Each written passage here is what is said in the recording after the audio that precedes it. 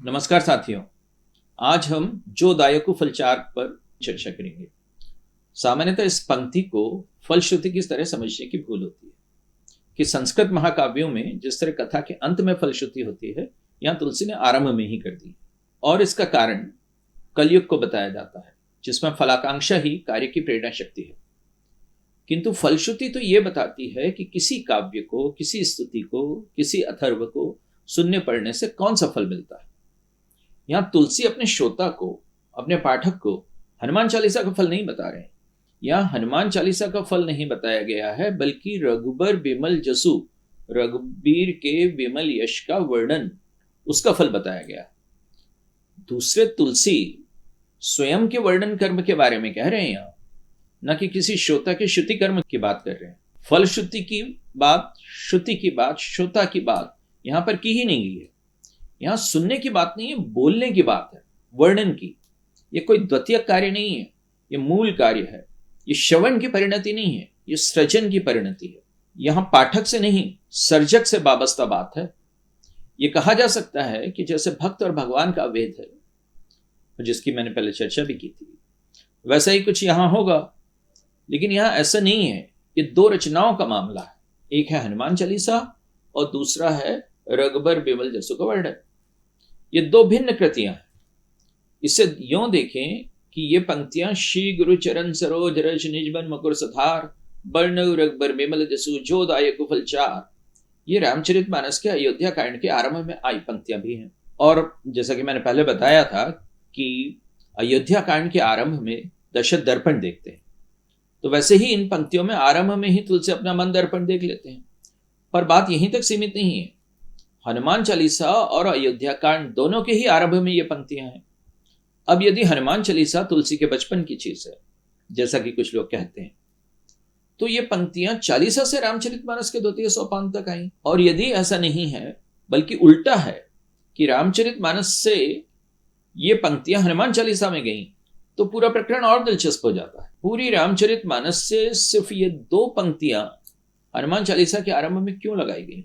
इस अध्याय में, जिसे अयोध्या कांड कहते हैं, दशरथ का दर्पण प्रसंग तो है ही, केवट और राम का पदरज प्रसंग भी है। याद करें, चरण कमल रज कहु सब कहई मानक करी मोरी कछु अहई। जो चरण सरोज की बात इन पंक्तियों में है, वही केवट प्रसंग में बार बार आती है। जो प्रभु पार भव से गा चहौ मोहि पद पदुम पखारण कहौ, या पद कमल धोई चढ़ाई नाव न नाथ उतराई चहौ, या अति आनंद मग अनुरागा चरण सरोज पखारन लागा। केवट राम रज भी राम रजायसु, राम की आज्ञा पाकर ही प्राप्त करता है। वैसे ही तुलसी यहां राम के विमल यश वर्णन की रामाज्ञा लेकर हनुमान जी की स्तुति करने इस चालीसा में प्रस्तुत हुए। और यहां केवट प्रसंग में वो स्वयं तो कोई फल चाहता ही नहीं। कहो कृपाल लेहि उतराई केवट चरण गहे अकुलाई। और वो कहता है कि जब आप लौटोगे तब जो प्रसाद मुझे दोगे मैं उसे शिरोधार्य करूंगा। फिर इतबार जो मोहि देखा सो प्रसाद मैं सिर धरे लेखा। सो हनुमान चालीसा के श्रोता भी केवट की तरह, जिन्हें यह फलागम का प्रसाद यदि लेना भी है तो इस हनुमान चालीसा को पूरा सुनकर ही लेना है। और यह हनुमान चालीसा, आप याद रखें कि उस हनुमान के बारे में है जो स्वयं कार्य पूर्ति के बाद ही फल ग्रहण करते हैं। अन्यथा सुंदरकांड में तो उन्होंने फल शुरू में ही ऑब्जर्व कर लिए थे। नाना तरु फल फूल सुहाए खग मृग देखे मन भाए। लेकिन जब वे सीता शोध वाले अपने दायित्व की पूर्ति कर लेते हैं, तब जाकर वे मां सीता का आशीर्वाद प्राप्त करते हैं और उनकी आज्ञा लेते हैं फल खाने के लिए। सुनहु मात मोहि अतिशय भूखा लाग देख सुंदर फल रोखा। तो ऐसे हनुमान की हनुमान चालीसा तुलसी सुनाने वालों के सामने एक गलत आदर्श पेश करके थोड़ी आएंगे कि श्रोताओं की फलश्रुति आरंभ में ही हो जाए। इसलिए यह फलश्रुति नहीं है, एक स्टेटमेंट ऑफ फैक्ट भर है जो कि राम के विमल यश को 4 फलों का देने वाला बताती है। यानी जो दायकु फलचारी वाला जो शब्द खंड है वो दरअसल एक विशेषण है।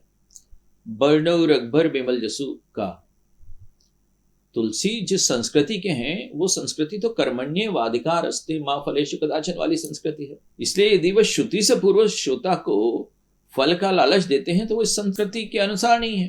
तो इसलिए यहाँ वे सिर्फ एक तथ्यात्मक बात अपने लेखन के सिलसिले में कर रहे हैं। और चूंकि जो दायकुफल 4 अंतिम चरण है इस दोहे का, तो यह बात सिर्फ राम के यशाभिव्यंजन तक नहीं है, यह पहले के तीनों चरणों का सम्मिलित विश्लेषण है। यानी जब श्री गुरु के चरण सरोज की रज से अपने मन दर्पण को सुधार कर राम के पावन यश का वर्णन किया जाता है, तब वह 4 फलों का प्रदायक बन जाता है। प्रणाम।